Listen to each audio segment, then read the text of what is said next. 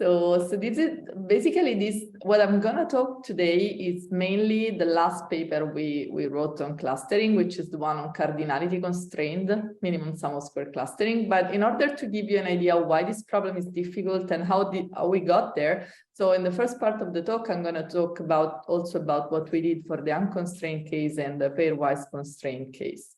And so this is a joint work mainly with Antonio Sudoso. He is my former PhD student, now is a postdoc in Roma at Italie. But there are some other people involved in the first part, which are Angelica Vigele and Anna Rosso and other PhD students. So the problem we are going to address today is the minimum sum of squares clustering problem. And the idea is that we have n data points in RD. So we have D features and n points. And we would like to cluster them into k clusters. And we assume that the number k of clusters is given. And the objective we want to minimize is the total square distances between each point and the sum of the total square distances between each point and the cluster center. So here you can see an example. If I have this set of points and I'm requiring to just one cluster, of course, I'm putting all the points in the same clusters. If k is equal to 2, this is what I get. If k is equal to 3, this is what I get. And the square you see here is the center of the cluster. So the objective we are minimizing is just the sum of the distances between each point and the cluster center. And it is known that if you have, for a given cluster assignment, then the optimal cluster center is the average of the points in the cluster. So basically it's the barycenter of the points in the cluster. And the straightforward mathematical formulation for this problem is this one, which is a mixed integer nonlinear programming problem, where we have as a variables the delta j, which are the cluster indicator variables. And that means that delta j is equal to 1 if point I is assigned to cluster j and 0 otherwise. Whereas mj belong to RD, so have the same number of features of the point and are the cluster centers. And this problem is known to be NP-hard, even if we only have two clusters and even if the points are on the plane. So if D is equal to 2. So this is a very difficult problem. And so that's why most of the literature for this problem tries to propose the heuristic algorithms. So, however, there is a reason for trying to look for the global minimum for this problem. And in this picture, I'm trying to give you a motivation. So we are in the field of unsupervised machine learning. That means that we don't have a ground truth. So we need to interpret the results and to understand whether we did a good job or not, looking at the results without any error function that can tell us whether we are doing well or not. So if you take these 200 points in the plane with k equal to 5, and you just run k-means a small, like certain number of times, which is the most famous heuristic for this problem, and which is the one I will discuss later. So you will see how I found this solution. This is the heuristic solution you get. And so if this is all you got, then you just should interpret the results looking at this clustering you have here. But if I solve to the global minimum this problem, then I get a completely different clustering. So you see the points are grouped in a completely different way. This implies that the interpretation derived by the heuristic solution might be completely wrong. So if I only have heuristic solution, I have no way to decide whether that is a global minimum or not. And I don't know whether my interpretation is the correct one. So that's why I think it's worthwhile to investigate exact approaches for this hard problem. And so something else that one can do to improve the quality of the solution is to introduce, if available, some background knowledge on objects and or clusters, adding some constraints. And this kind of background knowledge can come, for example, from experts in the field that know for sure some information on the cluster or from some requirement on the problem. And in particular, you can have instance level constraints, which means that you can have constraints that take a pair of points and decide whether they should be together or they should be separated in the final clustering. So you have a must link when 2 points I and j have to be in the same clusters, or you have a cannot link when you're sure that point I and point j shouldn't be in the same cluster. And also you can have some cluster level constraints, which means usually that you have information on the cardinality of the cluster. So for example, you know in advance how many elements you will need to have in that cluster. Examples of constraints that one could add are diameter constraints. So in this case, basically what you're saying that you know by the structure of your problem that the diameter of each cluster cannot exceed a given upper bound. This means that if you have 2 points that are more far away than those two, then the threshold that you have, those 2 points cannot be in the same cluster. So this implies that I'm imposing some cannot link constraints between points that are far away from each other. Otherwise, one may have some split constraints, which imposes some lower bound on the separation between clusters. So in this case, this implies that if 2 points are in different clusters, they need to have at least a certain distance. So this, on the other hand, implies some must link constraints, because if I have points that are really close together, I want them to be in the same cluster. And these two kind of constraints give me some pairwise constraints, so must link and cannot link.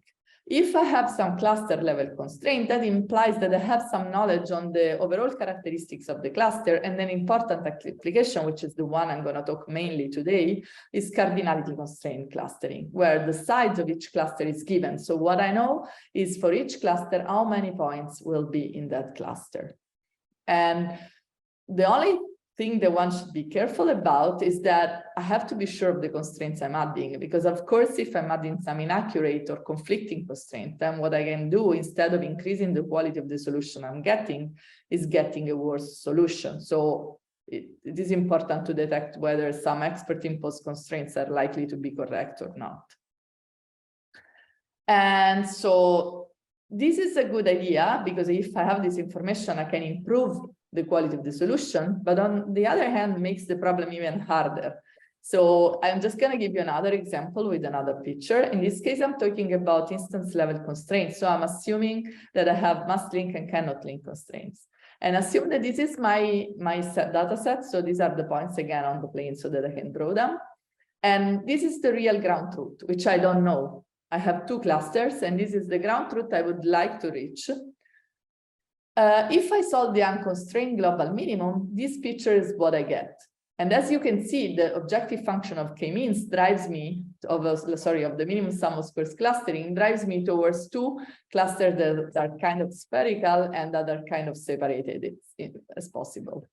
But then if I add some information, like for example, I know that I have some constraints, some must link constraints, let's say that I have 50 must link constraints.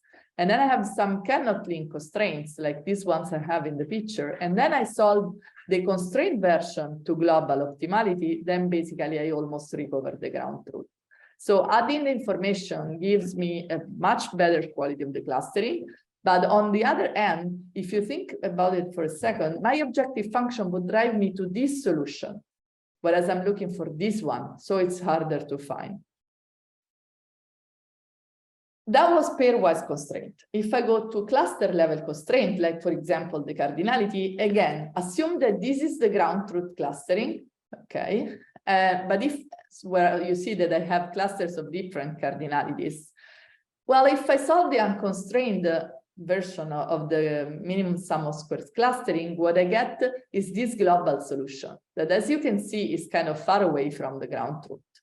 But if I add the information that I know what are the cardinalities of the optimal clustering, and again, I'm going to solve to global optimality my problem. So I'm always assuming now that I'm solving the problem to global optimality because that's what I'm interested in doing. Then you can see that I basically recover the ground truth. So adding background knowledge improves a lot the quality of the clustering, but that makes the problem harder. So I have to think, and we will see that whether on the one hand I could somehow do the same thing for the unconstrained and pairwise constraints. When I introduce cardinality constraints, I need to do something significantly different. So what is the state of the art in the literature for exact algorithm for clustering? Well, if I go to unconstrained, it is known that it's a mixed integer nonlinear programming problem that is hard to solve in practice. I have some different formulation, and there are some recent ideas for solving the original formulation which we ship in this paper, but in general, it is extremely hard. And for the unconstrained version of the minimum sum of squares of clustering, right now the state of the art is our algorithm, which is based on semi-definite programming. And it is the first algorithm that is able to solve two global optimality instances up to 4,000 points. Before, one could solve up to 1,000 points in the plane and 2,000 points, but only for a large number of clusters, which usually in practice is not that interesting. For distance level constraints, we were able to extend the algorithm we have defined for the unconstrained case. And for the first time, we were able to solve instances up to 800 data points, whereas before the state of the art, which was a repetitive branch and bound, could only reach 200 points. Again, this is based on SDP. So I'm going to give you some hint on how these two algorithms work. For the cardinality-constrained problems, in principle, any constraint programming-based algorithm could be extended in order to handle also cardinality constraints. But in practice, the state of the art is a tailored constraint programming algorithm. But again, it is able to solve to global optimality only instances with less than 200 points. All the other literature is basically heuristic, and mainly on the unconstrained and instance level constraints. On cardinality, there is not that much even on the heuristic case. The only case that is a bit more, let's say, considered in the literature is the case where we will see, which is a special case, which is the balance case. In the balance case, all the clusters have the same cardinality. And so for that special case, there is some literature dedicated. So, the two first methods I told you that are the state of the art that are based on semi-definite programming, both rely on a reformulation of the unconstrained minimum sum of squares clustering based on semi-definite programming. And what has been done was done in 2007 by Peng and Wei. What they did is to reformulate the mixed integer nonlinear programming problem as a nonlinear SDP. And as you can see, the source of non-convexity here is the nonlinear constraint z squared equal to z. And this matrix W is just the matrix obtained by stacking all the data points of the data set. And these two problems are completely equivalent. So this is a reformulation, okay? And this is also called the 0-1 SDP, the Peng-Wei 0-1 SDP. Starting from this SDP, a relaxation has been derived that is called the Peng-Wei relaxation. And what is interesting is that for this problem, the matrix variable Z has a very special structure. So my matrix variable Z here has a very special structure that is, it is a block diagonal matrix. And whenever I have, sorry, I don't know, okay.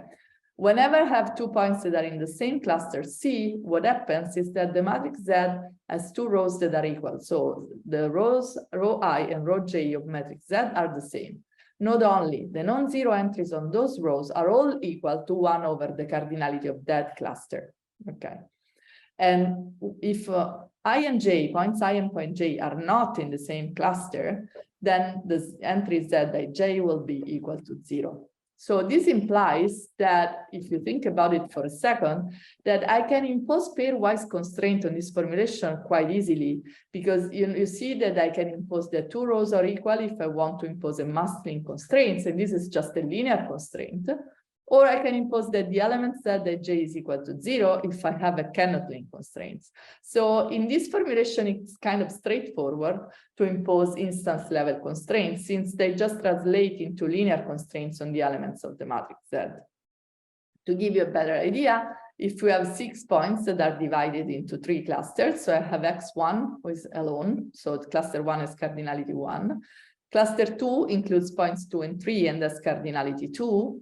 X4, X5, and X6 are together in the 3rd cluster, so we have cardinality 3. This is how the matrix will look like.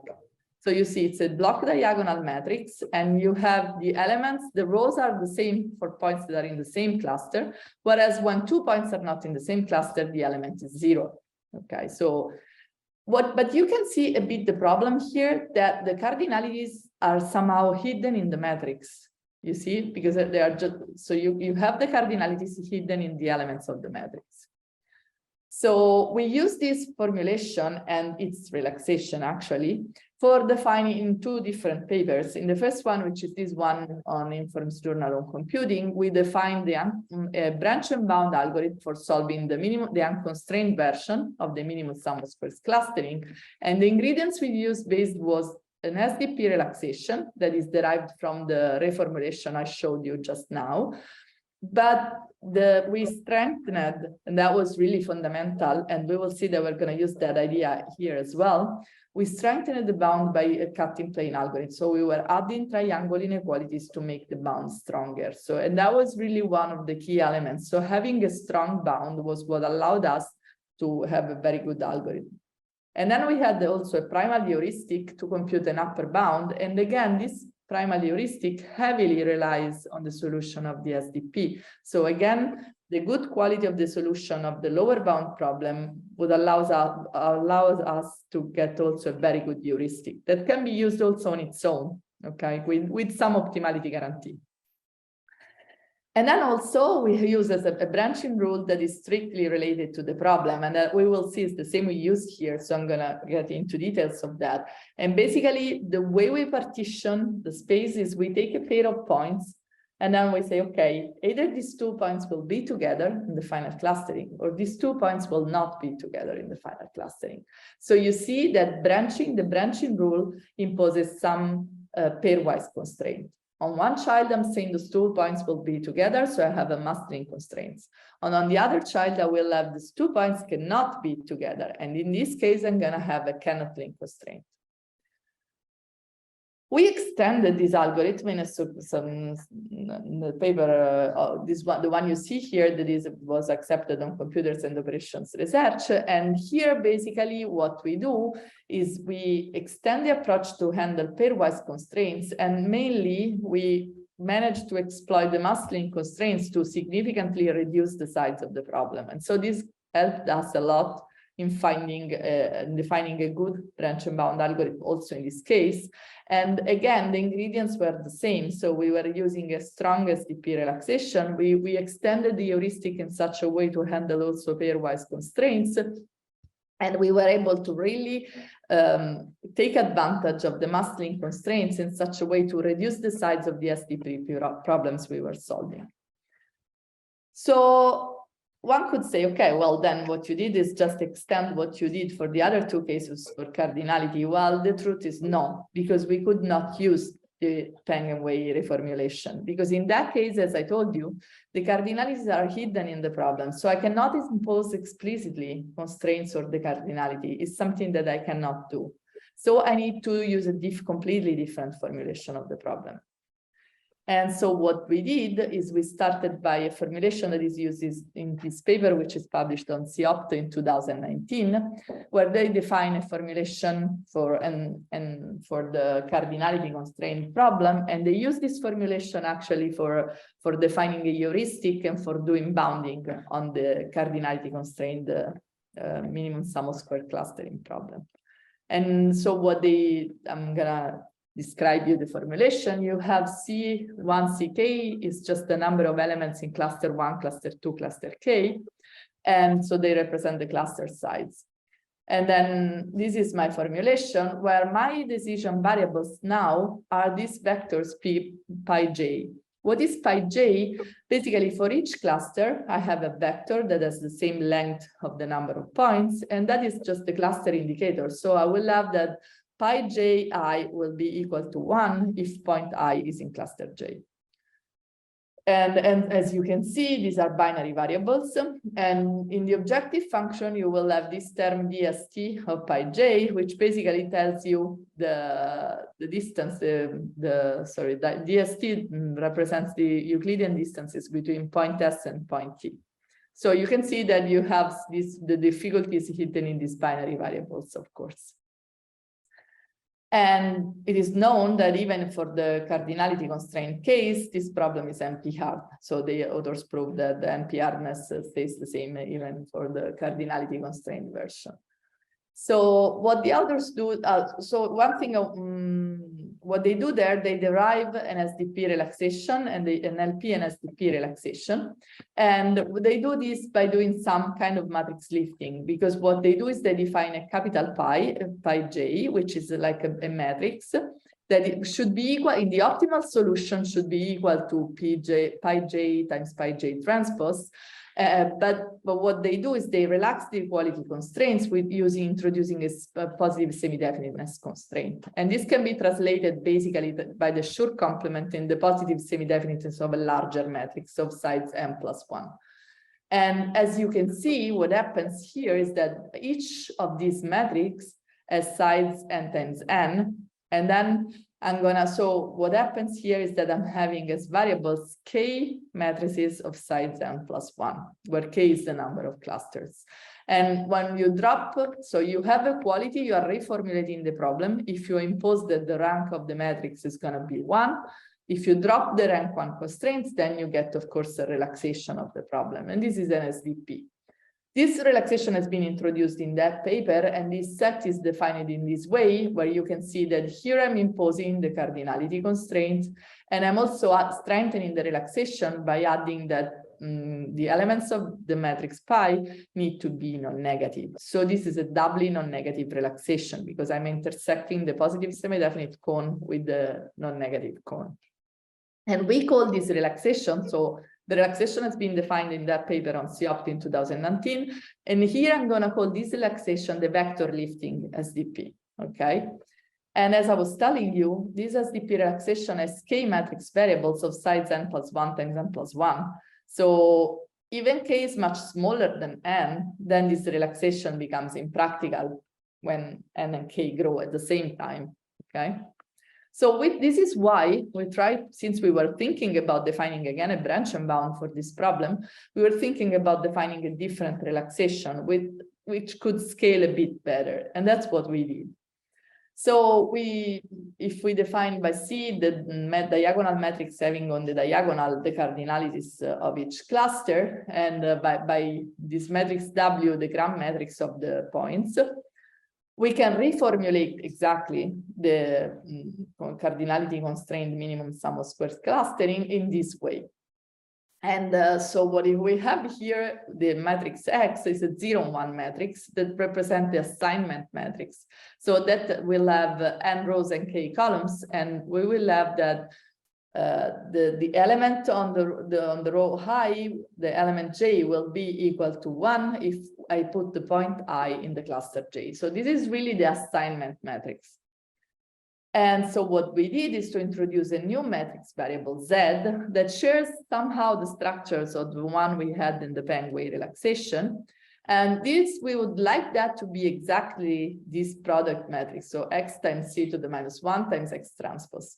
But of course, we relax this constraint to being this matrix being positive semi-definite. And with the Schur complement, you can just take this big matrix and say that this has to be positive semi-definite. So our relaxation then is obtained in this way by setting this matrix with these relaxed constraints, where our convex set, what is really relevant here is this constraint. You see here where I'm linking the z and the x. So this is something that allows me to keep the information on the cardinalities and to connect somehow the elements of z with the element of x. And so here I'm just imposing that each point has to be exactly in one cluster. Here I'm imposing the cardinality constraint, and here I'm exploiting the structure of Z. So what happens here that now I only have one matrix variable of sides n plus k, whereas before I had k matrices of sides n plus 1. So when n and k grow, these relaxation scales, we will see in practice also that this relaxation scales better when n and k grow. And we can also see that this matrix Z here shares somehow the same structure that had Z in the Penguin relaxation. But the difference here is that now we have access both to the cardinalities of the clusters and to the assignment matrix X. Since we have explicitly the assignment, which we did not have in the pairwise relaxation, now we are able also to impose the cardinality constraints and to treat the cardinality constraints. Of course, there is some price to pay because I'm still increasing the size of the matrix because I'm going from n to n plus k. And this relaxation, actually, if I go to the special case where the balance case, where all the clusters have the same cardinality, is exactly the same as another one that is being proposed by Amini and Levina in 2018, which is the direct extension of the pairwise relaxation to the balance case. And we can prove that our matrix, sorry, I didn't tell you that I'm gonna call this relaxation matrix lifting SDP. So before we had the vector lifting is the one proposed in the paper of Siopt. Our relaxation is called matrix lifting. And so we can prove that our relaxation basically generalizes this relaxation to the case where the clusters have not all the same cardinalities. And if we get to the balance case, so if all the cardinalities are the same, then we end back in the Amini-Levina relaxation. So we are really generalizing that relaxation. And of course, one could wonder which relaxation is better, the vector lifting or the matrix lifting? Well, and we can prove that in general, the vector lifting relaxation is stronger. So our relaxation is lower or equal, the objective function is lower or equal than the one found by the vector lifting. So there is some price to pay for our reduction in size. And this is something that you can see also in practice. On this table, we have taken some small scale instances because you have, and here is the number of points, here you have the number of clusters. And this is the lower bound computed by solving by Mosaic. So here we're using Mosaic interior point methods. Here we're solving the vector lifting, here we're solving the matrix lifting. As you can see, the timing is always smaller when you solve the matrix lifting SDP, but the bound is slightly worse. Not that worse, but it's slightly worse in general. So the theory is reflected also by the computational part. However, what we want to use we want to use this problem inside a branch and bound. And if you look at these timings are scary. So you could never use this time for solving one single bounding problem in a branch and bound. So what we did is that we decided that off-the-shelf interior point methods were not efficient enough for solving our clustering instances, our relaxation problems. So we use some first-order SDP solvers, and it is known that they can scale to significantly larger problem sizes, but there's a price in accuracy to pay. So what happens when I use a first-order method, that it is hard to reach high precision in a limited amount of time. So I have to trade off between computational time and quality of the solution. So what we used as a accuracy for solving our SDP was 10 to the minus 4, which is a low accuracy. So this implies that in some cases we don't have a perfectly feasible solution. So if I'm using Mosaic, I can rely on the bound I'm getting, but if I'm using a first order method, I cannot. So what I have to do is I have to take care that I really get a safe bound. So I need some post-processing technique, because otherwise the risk is that I'm gonna prune some nodes that I shouldn't. So what we did is, following the recent literature, is to use two different ideas of post-processing in order to be sure that we were generating some safe lower bounds for our SDP. And this took it in the first technique, we are basically using an error bound. So we are adding a negative perturbation to the dual objective function value to be sure that we are getting a safe bound. What is done in our paper is that I'm not putting the details here because it requires the definition of the dual and lots of formulas, so it's not worth it. But what we did is basically to adjust these error bounds to the structure of our problem. In this way, of course, we have this post-processing phase that is gonna, decrease the bound. So we will have a bound that is less strong than the one we would have probably solving the problem with Mosaic. But the bound is safe and the perturbation we are adding is as small as possible. The other approach is based on LP, so on linear programming, because what you do is you take the solution produced by the first order method, you take the dual solution produced, and what happens in general is that that dual solution might not be feasible because the dual multiplier variable will not be positive semi-definite. So what you do is you project that matrix to be positive semi-definite, and by solving an LP, you try to find a dual feasible solution. And that will, of course, if it exists, provide a bound on your on the primal SDP. So both methods are quite cheap computationally and produce bounds that are pretty good. Since we could not find a clear winner, so in some instances, one bound was, in some nodes, one post-processing phase was working better, and in some others, another one, what we did, at every single time we solve an SDP, we apply both the post-processing techniques, and then we take the stronger bound. So we run, every time we solve an SDP, we have this post-processing phase to be sure that we get a safe bound for our SDP. And then we get the best out of the two. So the bounds are good, but are not good enough. And exactly as we did in the unconstrained and the pairwise constrained version, we try to add inequalities. And this is really, we will see in the numerical results, this is really a key point. So we had to choose which inequalities to add, both in the, I didn't tell you that I'm gonna use both the relaxation, because the vector lifting is stronger and works extremely well when n and k are small. Whereas the matrix lifting is slightly weaker, but scales much better. So what we did is we implemented two versions on our branch and bound with both the relaxation. That's why I'm duplicating everything. So I'm defining a post-processing for the mass vector lifting and the post-processing for the matrix lifting. And I'm going to define valid inequalities for both problems, because I'm going to apply the same machinery of cutting plane to both problems using the proper inequalities. And actually, in the original paper where the vector lifting was defined, RLT constraints were used to strengthen the relaxation. So the first thing we did was to try and use the RLT also in our relaxation, but we realized that that was expensive because there were many constraints, so it was slowing down the first order method, but the improvement in the bound was not that significant. So that's why in the end we went back to use the triangle inequalities, and that is much stronger. Then the bound is strengthened much more than using the RLT. And for the matrix lifting, we did exactly what we did in the unconstrained and pair-constrained version, because we are adding triangles on the Z matrix. And the Z matrix, remember, resembles the structures we had in the unconstrained and pairwise constrained version.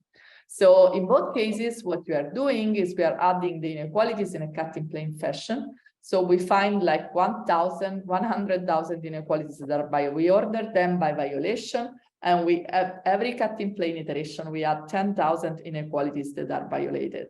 And then we remove the inactive ones.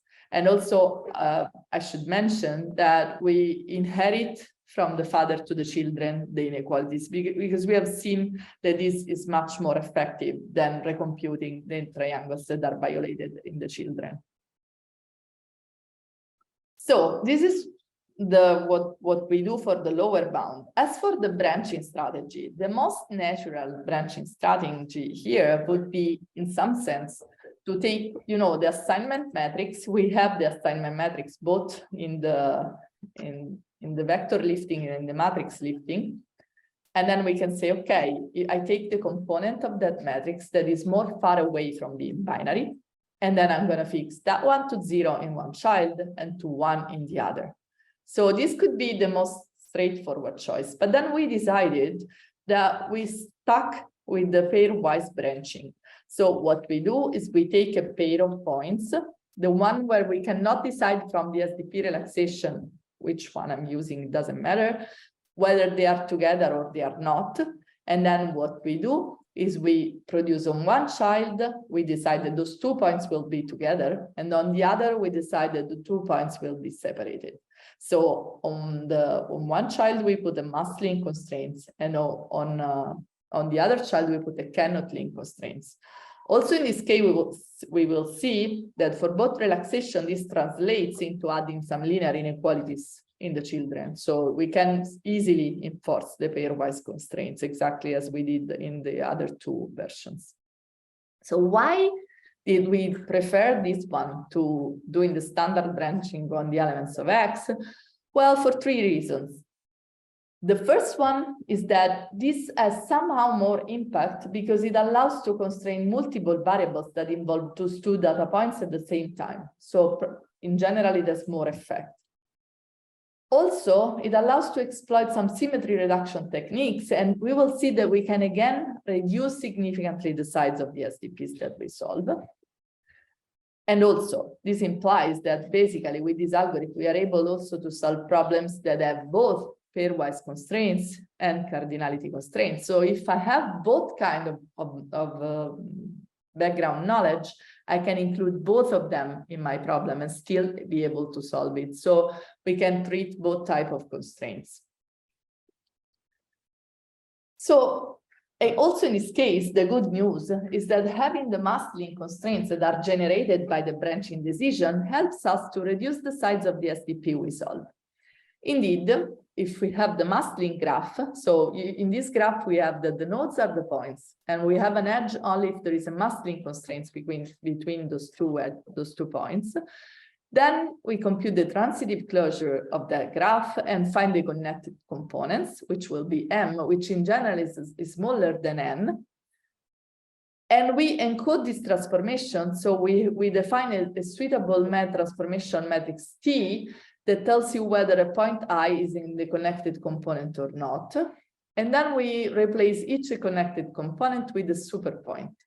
And so this basically allows us to reduce the size of all the matrices involved in the SDP problems. And instead of clustering the initial data point, we find the K-partition of the superpoints, so a much smaller set of points. And the even better thing is that if by chance K is equal to 2, also when you have cannot link constraints, that will enforce automatically some must link constraints. So in that case, this is even more effective because this allows to reduce the size more than in the must link constraints in K different from 2. So we exploit this result to reduce the size of the SDPs along the branch boundary. In particular, if I denote in this way, you see here, the set of must link and the set of cannot link constraints, I can, you see, introduce some linear constraint here. Here I'm talking about the vector lifting formulation, where remember, my pi were just the cluster indicator vectors. So I have vector length n that tells you if point I is in cluster J or not. And as you can see here, say a must link constraints implies that the two cluster indicator for those 2 points will be the same. And this equality reflects also on the matrix on capital Pi. If I have a cannot link constraints, then I know that those two cannot be the same, and that at most one will be 1. So this is what happens on the big matrix, that the elements ij becomes equal to 0. So again, I have linear constraints. And the same thing is both as reflects on linear constraints in the matrix lifting, both on X and on Z. So you see, if I have a mass link constraints, then the 2 rows I and J of Z need to be equal. And also the elements of the assignment matrix of I and J need to be the same.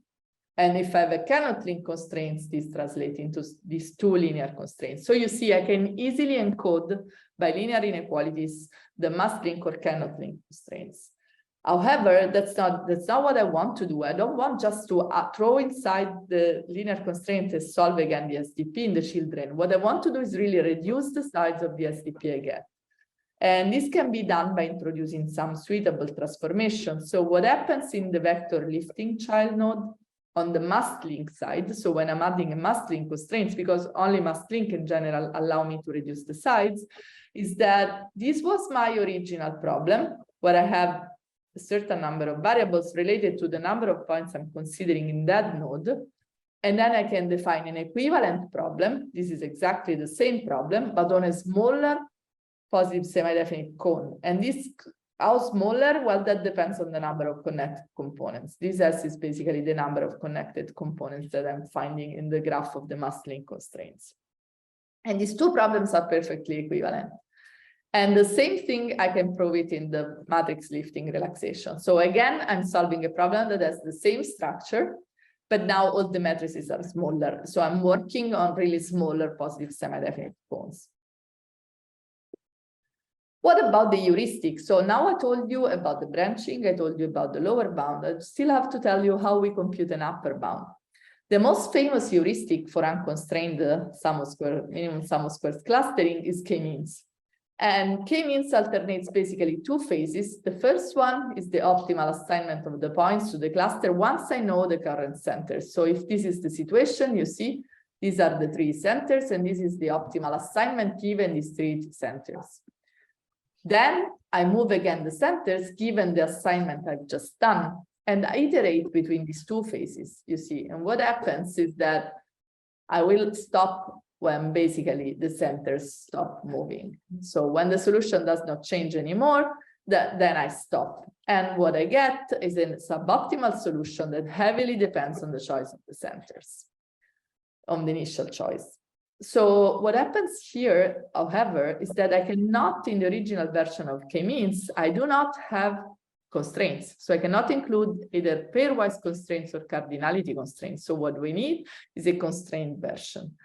But what we do is basically something similar, because what we do is, again, to alternate two phases, one for selecting the assignment and one for selecting the centers. But in doing so, we keep into account all the constraints we have, because we run the heuristic at each node of the tree.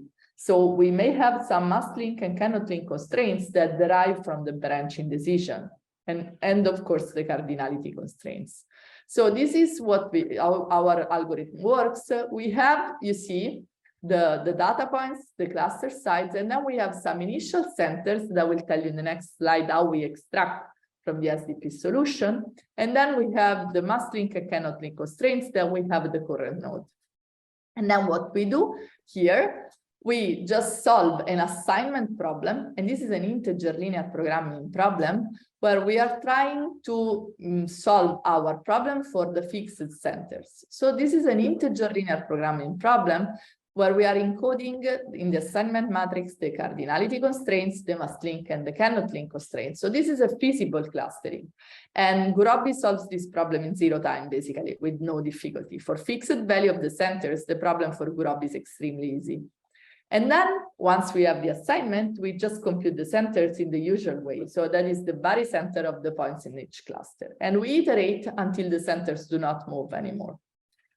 How do we choose the initial set of centers? Well, if you think about our SDP relaxation, what we get in output in general is not a real matrix assignment, but it's a soft assignment, because we are not imposing binarity of the variables. So what happens is that we will have some elements of X or pi that are between 0 and 1. So what we do is we try to build a hard assignment, so a real assignment that is as close as possible in terms of Frobenius norm from the soft assignment found by our SDP relaxation. And we do so again by solving an integer linear programming problem where, sorry, quadratic in this case, a convex quadratic integer programming problem. And again, this is solved extremely fast by Gurobi. So we use Gurobi for solving this problem. And so what we get here is, you can actually, no, sorry, you can rewrite it as a linear, integer linear programming problem. And so what you get here is the hard assignment that mostly resembles, that is feasible, and mostly resembles the solution of our SDP. So again, you see that we are relying on the quality of the SDP solution. So the better the solution, the better will be this initial choice of centers, because once we have the assignment, again, we derive the center in the usual way. So we know that for a given assignment, the optimal center is just the barycenters of the cluster. So that's what you get. Okay, now that I gave you all the details, I can tell you what are the numerical results. So our algorithm is implemented in C++, and we use as internal subroutine for solving all the SDPs SDP null. And SDP null plus, which is implemented in MATLAB. And we use Gurobi for solving all the integer linear programming problem that we have in the heuristic phase, and also for solving the linear programming problems that come from the post-processing phase for getting safe bounds. The machine where we run the experiment is a laptop, a powerful one, which is a gamer laptop. So it's a powerful one, but it's just a laptop. And we implement two versions, as I told you, of our branch and bound, because we really want to evaluate in practice the quality of the two existing relaxation, the vector lifting and the matrix lifting. So the only difference is the relaxation that we are using for computing the SDP bound. And for the stopping criterion, we have two different stopping criterion depending on the size of the instances. So we have the 0.01% on the optimality gap for instances smaller than 500 nodes, whereas we have 0.1% for instances with n larger than 500. And we have a time limit of 12 hours computing time. So here are the instances we are solving, and these instances are all real-world dataset. They basically come from classification problems. So we are using as number of clusters the number of classes, because we know the ground truth here. So we are using the number of classes, and we are taking as cardinalities the real cardinalities of each class. So we are taking the cardinality from the classification problem. And you can see that only some instances like this one, this one, this one, this one are balanced. Most of them are with the different cluster size. And here are the larger ones. So you can see that we go, if you look at the size, we go from n equal to 75 for the Rospini instances, which is in the plane, to instances with 1000 points. And also the number of features is extremely variable. And this does not affect at all at our problem, because we don't see it in our formulation. So we don't see the D. So the D can be anything. You can see here there is also 20,000. So that is not an issue. And here is the table of results where we just compare the two branch and bound, the one where we use the vector lifting and the one where we use the matrix lifting. I don't want you to look in details at the table, but just to give you an idea of what I'm representing. So these first three columns represent the behavior at the root node. So this gap 0 is the gap that you reach after you do no cut-in plane iteration. So you are just solving the pure SDP relaxation. On this column, I'm solving the vector lifting SDP. On this column, I'm solving the matrix lifting SDP. Here is the number of cut-in planes I'm performing, because I stop the cut-in plane if I don't find violated inequalities, so if the bound does not improve enough. And here is the gap at the end of the root node, okay? And then here on these other two columns, I have the final number of nodes that are needed for solving the distance and the time needed. And you can see that in some cases here, you have this sign, this minus sign. In that case, in 12 hours, the algorithm failed in solving to global optimality in closing the gap. And so you see here in brackets, you see here the percentage gap when the algorithm stopped. So this left side is for the vector lifting SDP. This right side is for the matrix lifting SDP. And all the times are in seconds, and all the gaps are in percentage. So what happens here says that if you look at the first part of the table, and the instances are ordered in increasing size. So the first instances are the smallest, the one with the smaller number of points, and then when you go down, the size of the instances is growing. And well, the conclusion that you can draw are these ones. Like, as you can see on this side, there is no minus sign. So all the instances are solved to global optimality within 12 hours by the matrix lifting version of our algorithm.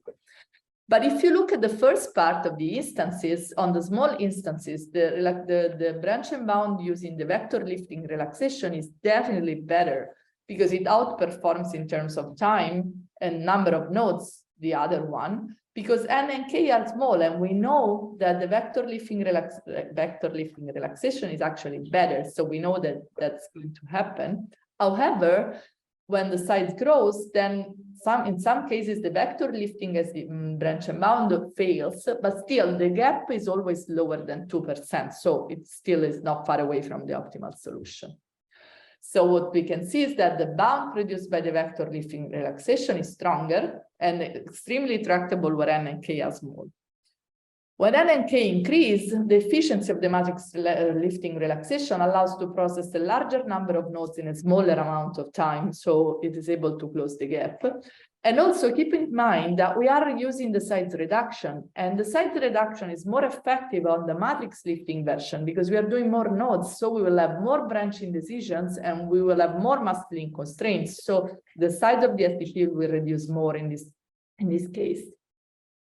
So many instances are solved at the root node, especially with the vector lifting, and this depends on the one hand on the strength on the lower bound, and on the other of how good the heuristic is. So it's not trivial here finding the global minimum in terms of the upper bound also.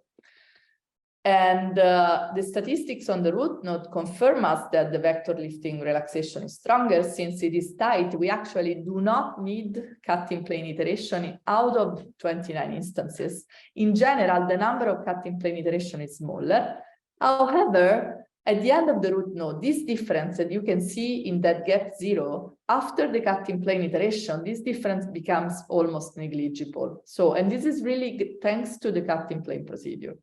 So adding inequalities really significantly reduces the gap. In many cases, it allows us to solve the instances at the root node. When k increases, this relaxation in general becomes weaker. So when k is larger than 4, actually, it can happen that we do not find the upper bound at the root node. So it's not a matter of certifying the upper bound, but we really need to go down in the tree on the instances where k is larger in order to find the upper bound. So the problems where k is larger becomes the more difficult ones. And in that cases, you can see that you update the upper bound many times when you go down the branch and bound tree. So in conclusion, we have proposed an SDP-based branch and cut algorithm for the minimum sum of square clustering with strict cardinality constraints. And we used 2 different SDP relaxation. One works very well, which was known for small scale instances, whereas the one that we propose is slightly weaker, but is more effective when the size increases. And implementing the cut-in plane was fundamental for improving the bounds. And also our heuristic, which is still based on the SDP, is extremely effective in computing a feasible clustering, constrained clustering. And the numerical results, I didn't put the results against the competitor because the state-of-the-art solver was only able to solve instances up to 200 points. Most of these instances were never solved to global optimality before. So I didn't feel fair to put the table where we just win on all the instances. And so here are this is the paper that is on archive about the cardinality version. And these are the 3 codes that are all available on the page of Antonio, on the GitHub page of Antonio, for solving the 3 versions of the minimum sum of squares clustering. And then after I have some references if you want. Future work, I didn't put the slide, but the future work is to try to use this kind of exact approach for solving larger instances by doing some smart decomposition. And in the smart decomposition, trying to exploit the mastering constraints to reduce the size and see whether we manage to solve even larger instances. That's it. Thank you, Veronica.